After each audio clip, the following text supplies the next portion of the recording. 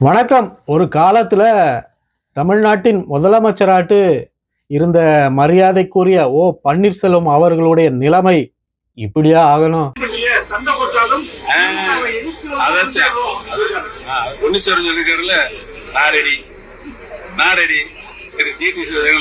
அவருடைய அருமை திரு எடப்பாடி பழனிசாமி ரெடியா கேட்டு. அப்போ இப்ப அவருடைய நிலைமை எப்படி ஆகி போச்சு பாத்தீங்களா? அதாவது இந்த அரசியல், இந்த தேர்தல் கிட்ட வர வர இந்த அரசியல்வாதிகள் அவங்களுடைய அந்த சுய ரூபத்தை காட்டுவாங்க அப்படின்னு சொல்லுவாங்க இல்லையா? அதை கண்கூடா பார்க்க முடியுது. இப்போ அப்படித்தானா? அப்ப இவர்களுடைய நோக்கம் என்ன? இவர்களுடைய நோக்கம் என்ன? மக்களுடைய நலன் இவர்களுடைய நோக்கம் கிடையாது. அப்படித்தானா? முழுசா தெரியுது. முழு பூசணிக்கா சோத்துல மறைப்பாங்க அப்படின்னு சொல்லுவாங்க இல்லையா? அந்த வேலையை தான் இவங்க இப்ப செஞ்சுட்டு இருக்கிறாங்க, இந்த அரசியல் கட்சி தலைவர்கள். அப்போ பன்னீர்செல்வம் என்ன பண்ணி இருக்கிறாரு?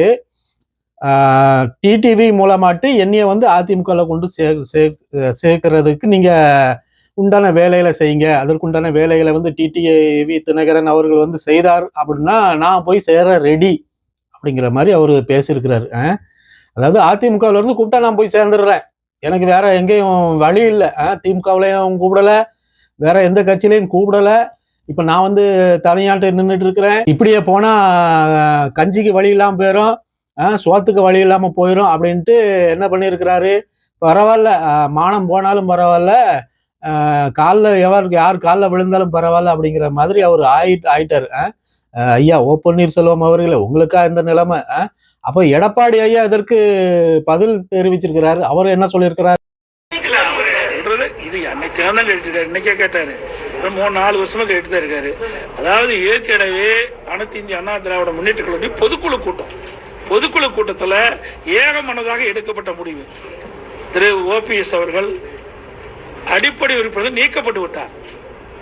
அப்போ எடப்பாடி ஐயாவும் அதெல்லாம் முடியாது அப்படிங்கிற மாதிரி அவரு ஒரு கருத்தை சொல்லிட்டாரு. என்னன்னா, இது என்னுடைய தனிப்பட்ட கருத்து கிடையாது, நான் சேர்க்க முடியாது, இது கட்சியில இருந்து அஇஅதிமுக கட்சியில இருந்து பொதுக்குழு கூட்டி ஒரு முடிவு எடுக்கப்பட்டது.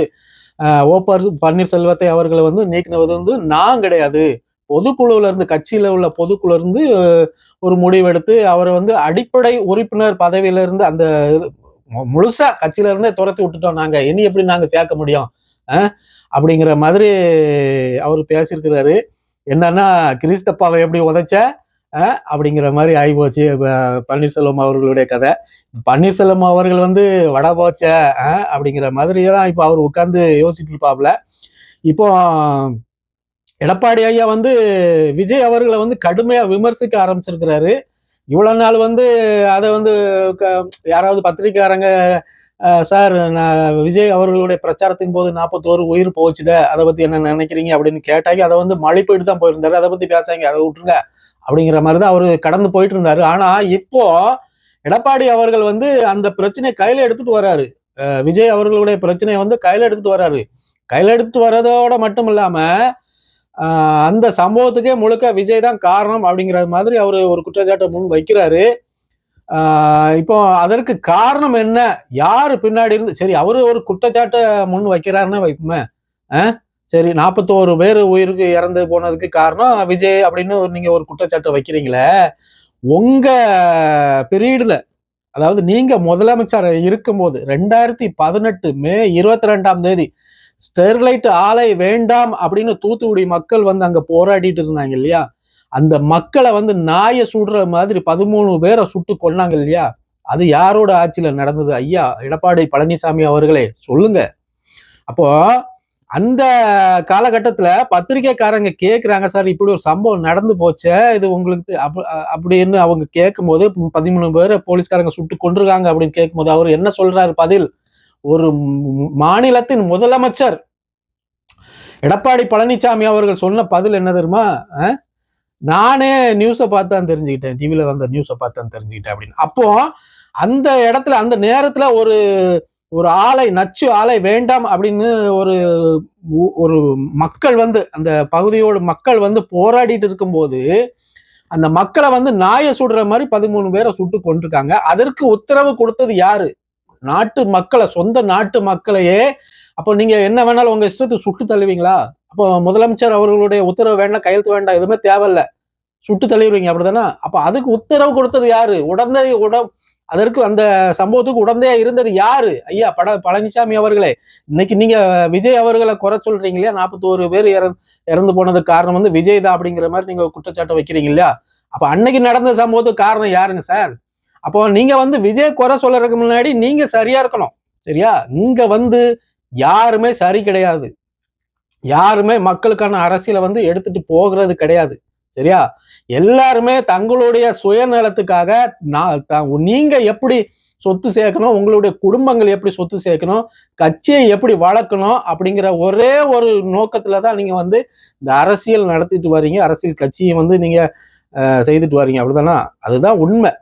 அப்போ எடப்பாடி பழனிசாமி ஐயா அவர்கள் வந்து இவ்வளவு ஹேஷா, அதாவது ஓ பன்னீர்செல்வத்தை வந்து புறக்கணிக்கிறதுக்கு காரணம் என்ன, விஜய் அவர்களை வந்து ரொம்ப ஒரு ஒரு கடுமையா விமர்சிப்பதற்கு காரணம் என்ன அப்படின்னு நம்ம ஒரு ஒரு கணிப்பு பார்க்க போனா, பின்னாடி இருக்கிறது யாரு?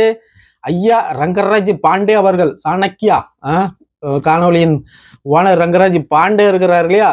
அவரு தான் இப்போ இந்த மூட்டிட்டு விட்டுட்டு இருக்காப்ல, சாவி கொடுத்துட்டு விட்டுருக்காப்ல. யாரு? எடப்பாடி பழனிசாமி ஐயா அவர்களுக்கு. என்னமோ அவருக்கு ஏதோ சோர்ஸ் கிடைச்சிருக்கு போல இருக்குது. இந்த தடவை எடப்பாடி பழனிசாமி ஐயா அவர்கள் வந்து ஆட்சியை பிடிச்சிருவார் அப்படிங்கிற மாதிரி அவருக்கு ஒரு சோர்ஸ் கிடைச்சிருக்குது. அவரு நிறைய கருத்து கணிப்புகள் வந்து அவர் மக்களிடையே போயிட்டு நிறைய கருத்து கணிப்புகளை கணிக்கக்கூடிய ஒரு ஆள்ல. அது மட்டும் இல்லாம நியூஸ்7 தமிழ்ல வந்து இப்போ கருத்து கணிப்பு எடுத்து, மக்களிடையே கருத்து கணிப்பை எடுத்து, மாவட்ட வாரியமா மாநில வாரியமாட்டு அந்த தகவலை வந்து புள்ளி விவரமாட்டு அவங்க கொடுத்துட்டு இருக்கிறாங்க. அந்த கருத்து கணிப்பிலையும் வந்து மெஜாரிட்டியாட்டு இப்போ ஏடிஎம்கே தான் இருக்கு. அதாவது எடப்பாடி பழனிசாமி ஐயா அவர்கள் தான் வந்து 2026 ஆட்சி பிடிக்கிற மாதிரி அவங்களோட கருத்து கணிப்பும் வந்துட்டு இருக்குது. சரியா? இதை வச்சுக்கிட்டு தான் அப்போ வந்து இவருக்கு ஒரு பவுசு கூடி போச்சுன்னு நம்ம சொல்லலாம். எடப்பாடி ஐயா அவர்களுக்கு வந்து பரவாயில்லையா, நம்ம ஜெயிச்சிரும் போல இருக்க அப்படிங்கிற மாதிரி ஒரு ஒரு மிதப்புல அவரு வந்து இப்ப பேசிட்டு இருக்கிறார். சரியா? இந்த கருத்து கணிப்புலாம் அப்படியே உள்டாகி போவோம். எத்தனையோ இடங்கள்ல பார்த்துருக்கிறோம் அந்த கருத்து கணிப்பு. அப்படி கருத்து கணிப்பு நடக்கவும் செஞ்சிருக்குது. அதே கருத்து கணிப்பு அப்படி தலைகீழாவா மாறவும் செஞ்சிருக்குது. அதனால வந்து எப்ப என்ன நடக்கும்னே தெரியாது ஐயா எடப்பாடி ஐயா அவர்கள். அதனால கொஞ்சம் அந்த மிதப்புல இருக்கிறத வந்து கொஞ்சம் குறைங்க. நீங்க வந்து அடுத்தவங்களை குறை சொல்றதுக்கு முன்னாடி நாம முதல்ல சரியா இருக்கிறோமா அதை பத்தி நீங்க புரிஞ்சுடுங்க. சரியா? என்னமோ அதை கொடுப்பேன் இதை கொடுப்பேன் அப்படி இப்படின்னு ஆச்சா பூச்சான்னு நீங்க சொல்லிட்டு இருக்கீங்க. எல்லாம் எங்க இருந்து கொடுக்க போறீங்க? உங்க சொந்த காசை போட்டா கொடுக்க போறீங்க? ஏற்கனவே 10 லட்சம் கோடியை திமுக கட்சிக்காரங்க இழுத்து வச்சாச்சு. இனி நீங்க வந்து அதை கொடுப்பேன் இதை கொடுப்பேன்ட்டு இன்னும் கொண்டு வந்து மொத்தத்தையும் தமிழ்நாடை வந்து அடகுல வச்சிருங்க. சரியா? தமிழ்நாடே வித்துருங்க.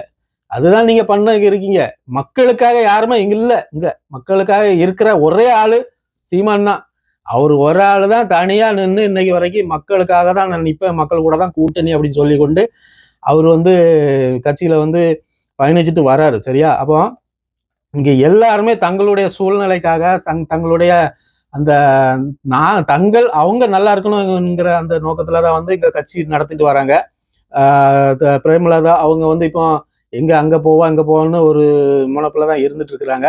கூடி சீக்கிரம் அநேகமா ஏடிஎம்கேக்கு தான் போவாங்கன்னு நினைக்கிறேன். ஏன்னா இப்படி இந்த அரசியல் கருத்து கணிப்புல வந்து ஏடிஎம்கே லீடிங்ல வர்றதுனால அவங்க யாரு லீடிங்ல வருவாங்களோ அந்த பக்கம் தான் போய் சேருவாங்க. அது புரியுதா? அதனால யாருமே இங்க யோக்கியம் கிடையாது, நாம் தமிழர் கட்சி சீமான் அவர்களை தவிர.